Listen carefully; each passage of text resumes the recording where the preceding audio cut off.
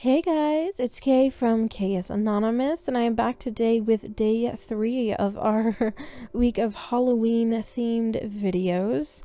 Today, our episode comes from r/LetsNotMeet. I should have realized something was off.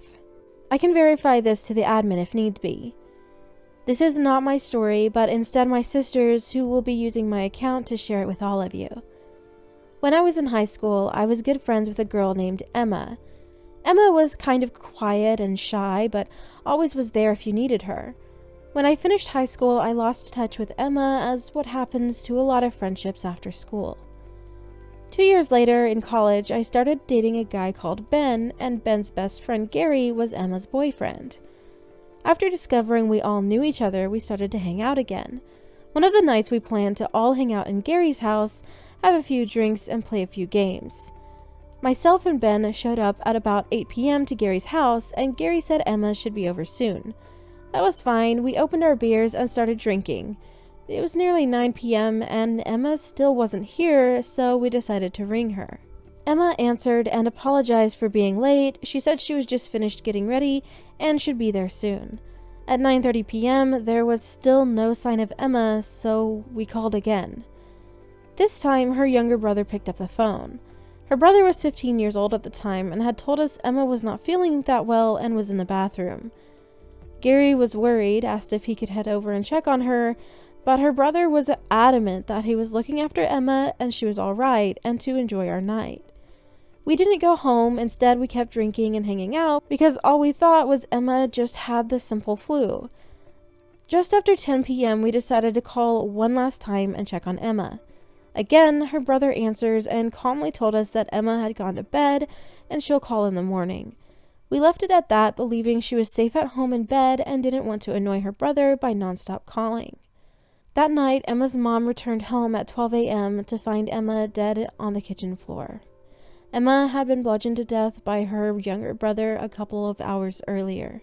We later found out when Emma was leaving to come to us, she and her brother got into a fight about something ridiculous, and he beat her and then stabbed her over 30 times. Since her brother was a minor, he was not going to be sent to prison. Instead, her brother pleaded insanity and was sent to an institution. A lot of this information was not leaked as the accused was a minor.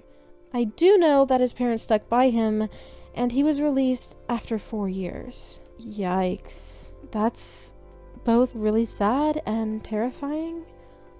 That he had the presence of mind to just be like, oh no, she's in the bathroom, she's not feeling well.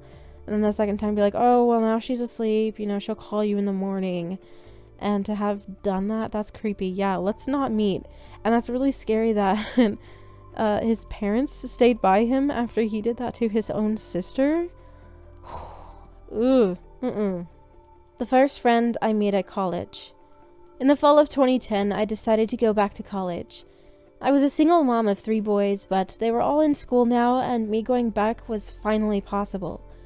The school I went to is a regional campus to a very large university, and located in a neighborhood that is known for crime, meth, heroin, prostitution, etc.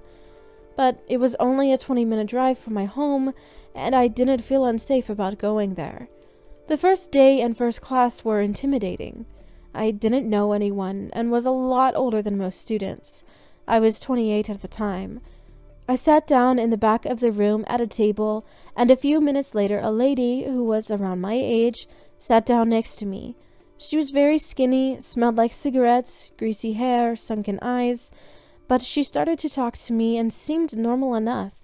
She started off the conversation, telling me that she chose to sit next to me because I was wearing the prettiest blouse in the room. Strange, but as an awkward person, I leave a lot of leeway for people to say or do awkward things before I think too deep into things. She didn't have a backpack, any books, a pen, notebook, nothing. She said her financial aid hadn't come through yet, but she didn't want to fall behind on classes and asked could she share my book. I agreed and gave her a pen and paper also.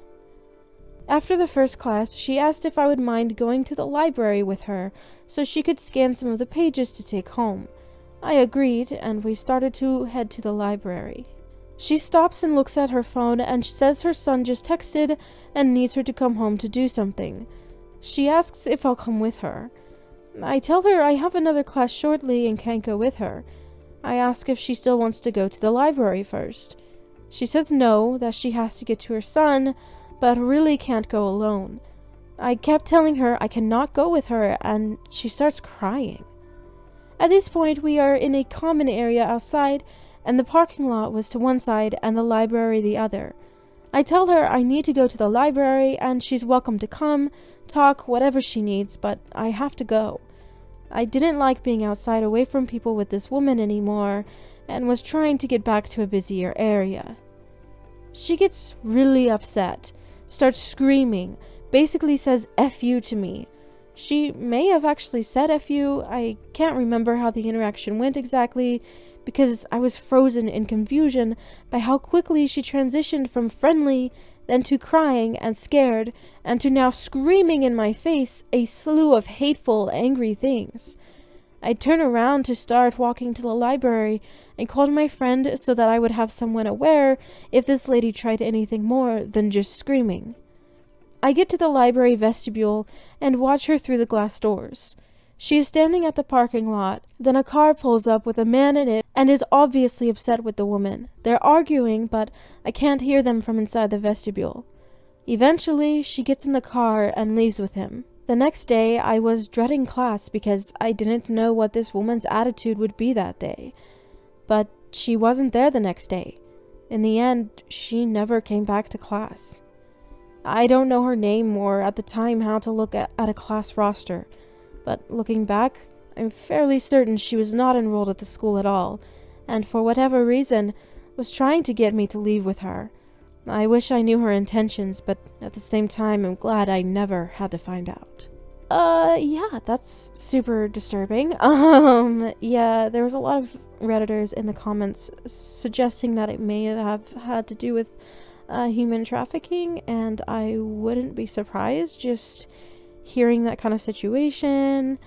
Clearly what she was saying was inconsistent. It was weird that she didn't have like any supplies at all. Like, I don't think, I might be wrong, but most of the time financial aid isn't going to cover, for example, just like a notebook or pencils or a backpack. So even if she didn't have a book, you would think she would have at least stuff to write notes with or something. And then saying like she had to go home to her little boy, but then she was picked up by a man who was mad and she never came back. Like, that is very, very suspicious and very creepy. And I'm so glad that you were not involved in whatever crazy thing was going down that day. Why I hate working alone. I work as a caretaker in a school building. Because my building is small, we only have 2 people there.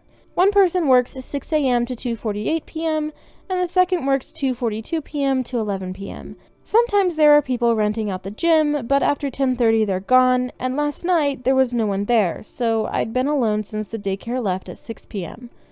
Around 7:30, I had walked around the building's interior and checked that every window was shut, every door was locked, and there were no teachers still working in the building, so I knew I was 100% alone. Around 11, I was finishing up my shift. Our exit is a door in our storage room.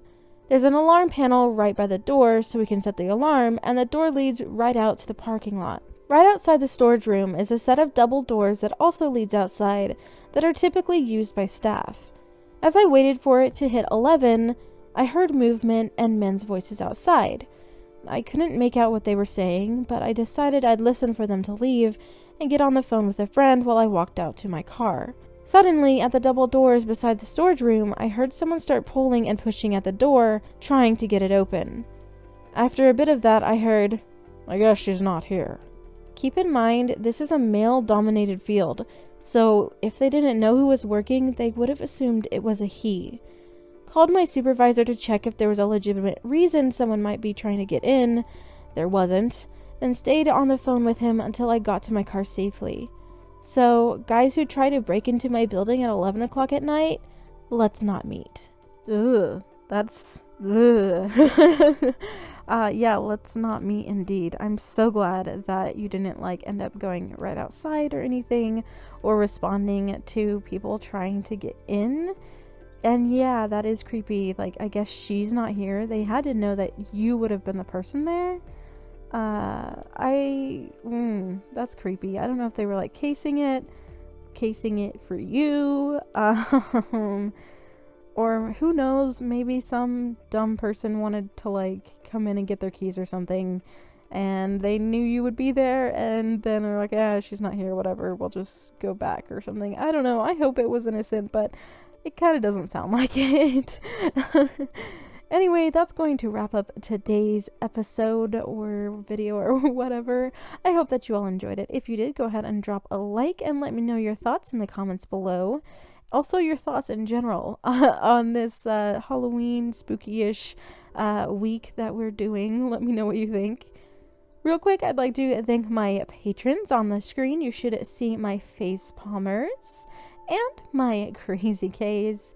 Thank you all so much for supporting me in that way, and I will be talking to you in my next video. Bye!